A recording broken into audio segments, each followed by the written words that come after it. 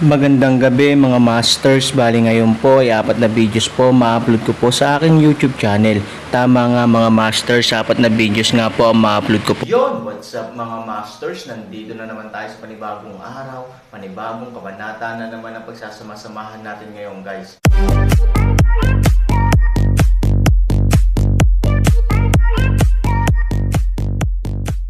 Bali mga masters, kung bago ka pa lang po sa aking YouTube channel, please click the subscribe button, lalong-lalo na po yung notification bell guys, para maging connected pa rin tayo sa isa't isa at maging updated kayo sa mga susunod ko pang video. Bali mga masters, bago natin umpisahan ng kwento ay mag-shoutout po muna tayo para sa mga solid nating tagapakinig. Yun na nga mga masters, no? Bali hindi na ito patagalin. In 3, 2, 1, let's go!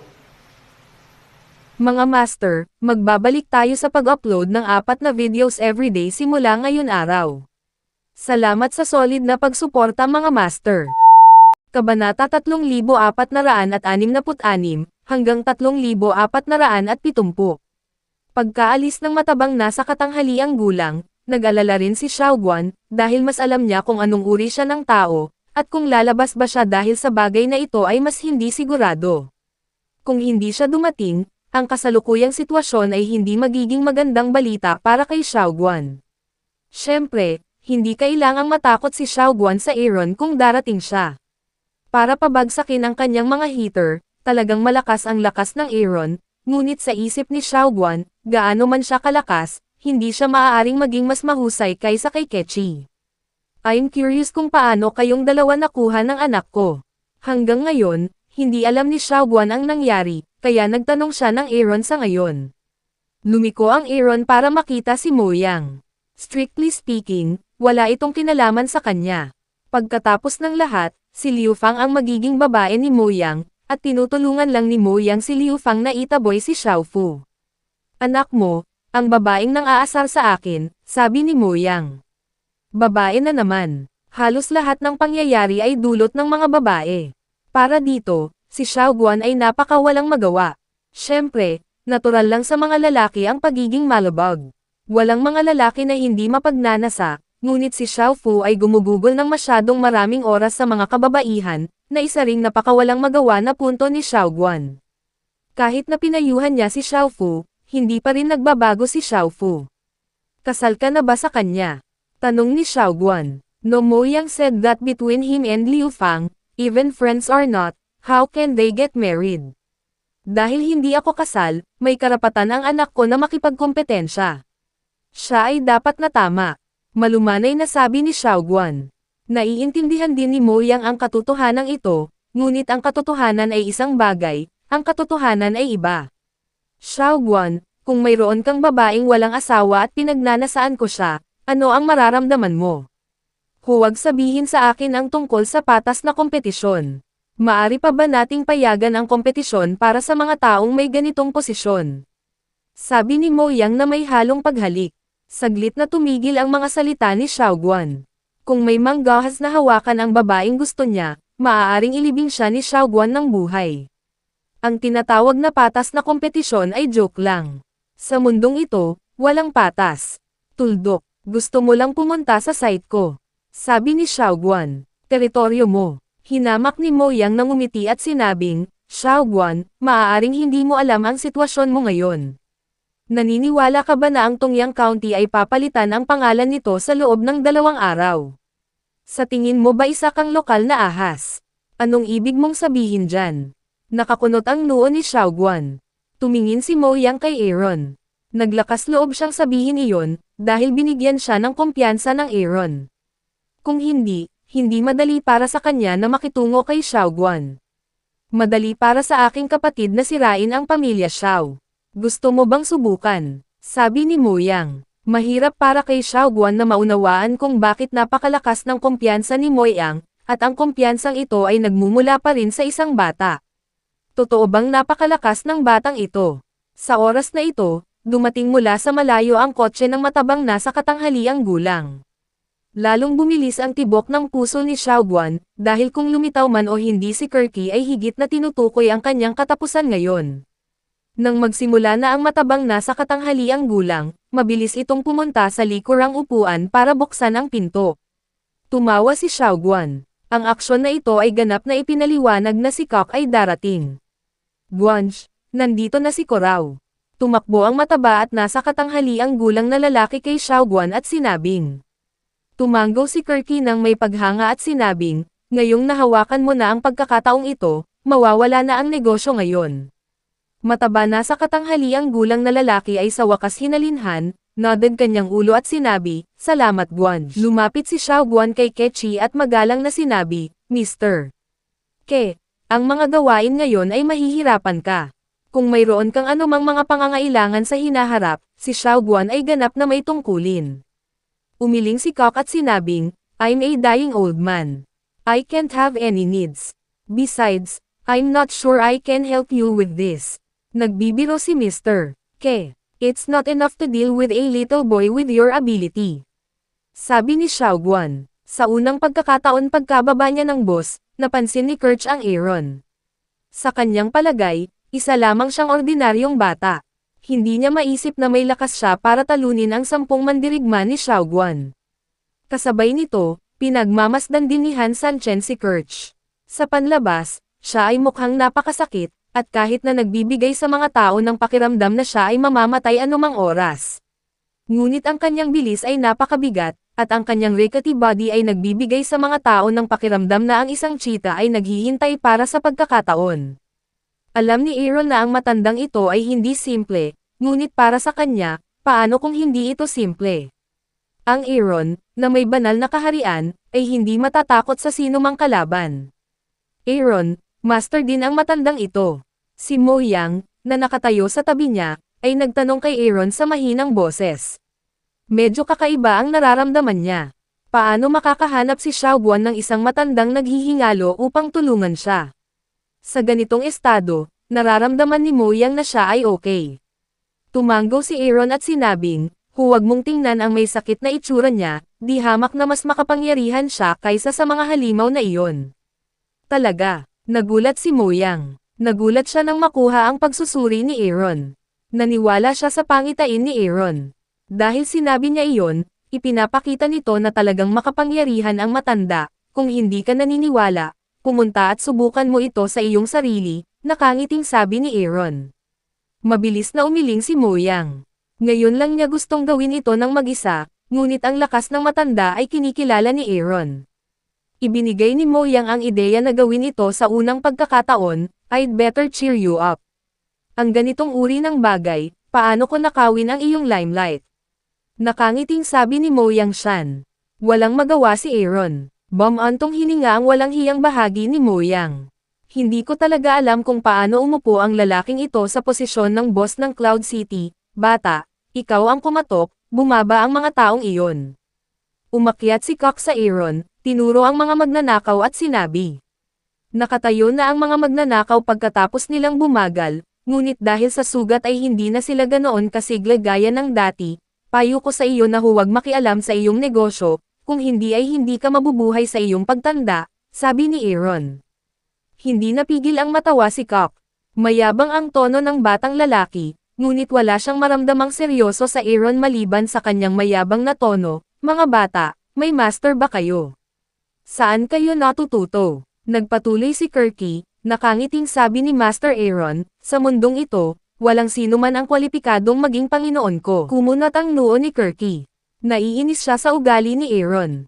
Kahit na siya ay isang tunay na master, hindi siya dapat maging mayabang. At saka, bata pa lang si Aaron. Hindi ba't dapat may puso siya ng pagkamangha? Aking munting kaibigan, magbabayad ka ng mabigat na halaga para sa iyong saloobin sa lalong madaling panahon o huli.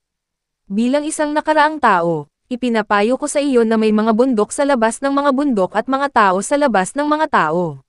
Sa mundong ito, maraming mga tao na higit pa makapangyarihan kaysa sa iyo. Malamig na sabi ni Kochi. Alam ni Han Sanchen na ang kanyang saloobin ay nagpukaw ng kawalang kasiyahan ni Kok, ngunit para sa kanya, ito ay isang bagay na syempre. Para sa Aaron, walang ganoong tao. Sa lupa, ang lakas ng Aaron ay ang kinatawan ng Rurok, dahil ang kaharian na mayroon siya ay hindi ang kaharian na maaabot ng mga ordinaryong tao sa mundo.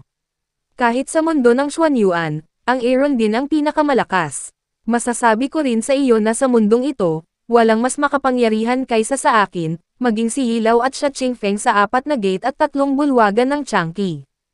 Aaron tono walang malasakit sinabi.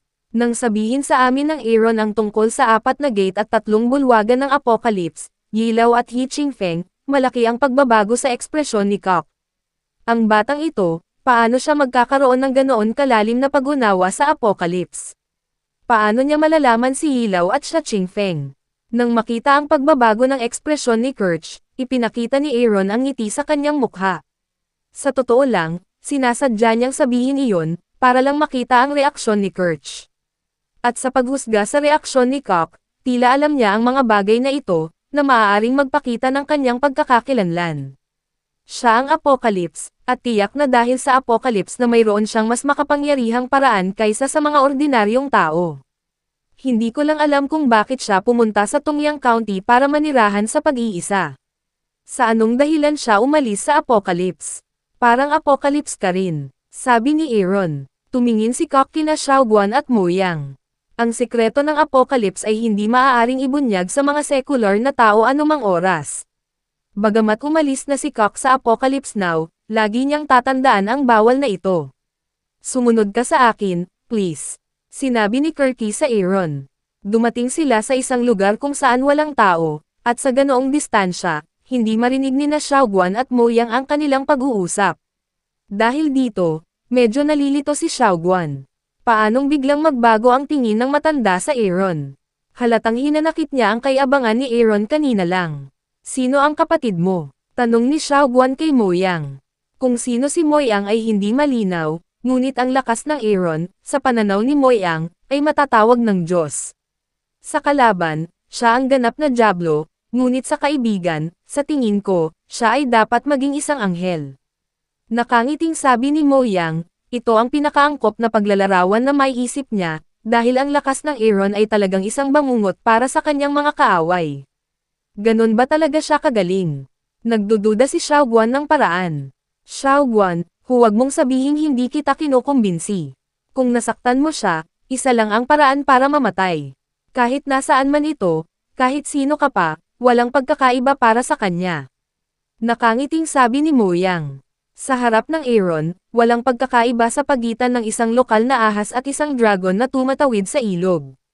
Kung may manggahas na guluhin siya, isa lang ang paraan para mamatay. Walang pagkakaiba sa pagitan ng isang dragon at isang ahas. Si Xiaoguan ay labis na naghihinala sa mga salita ni Mo Yang, ngunit nang makita ang tiwala na hitsura ni Mo Yang, hindi niya maiwasang hindi mapalagay at tumalon ang kanyang mga talukap. Kung ang Aaron ay kasing lakas ng sinabi ni Mo Yang, tiyak na magiging malaking problema ito para sa pamilya Xiao. Bagamat ito ang Tungyang County at teritoryo ng pamilya Xiao, marami siyang matatawag na katulong. Ngunit bago dumating ang mga katulong na ito, wala siyang kakayahang makipagkompetensya sa Aaron. Matapos tawagan ang Aaron sa isang tabi, tinanong niya si Aaron, bakit ka alam na alam mo ang Apocalypse? Umiling si Aaron at sinabing, hindi ako Apocalypse, ngunit si Kuya Yi, kailangan niya akong tawaging Shishuzo. Hindi basta-basta sinabi ito ng Aaron. Bagamat gumawa siya ng kakaibang kwento para maniwala si Yilaw, lumabas talaga sa bibig ni Yilaw ang pamagat ng Shishuzo. Napatingin si Kok kay Aaron ng may pagtataka, Shishuzo. Paano kaya tinawag siyang martial uncle ng matandang Yi na iyon? Bata pa lang siya. Paano siya nagkaroon ng ganoong kalaking posisyon? At ngayon ang Apocalypse, si Yilaw ay isa sa mga masters.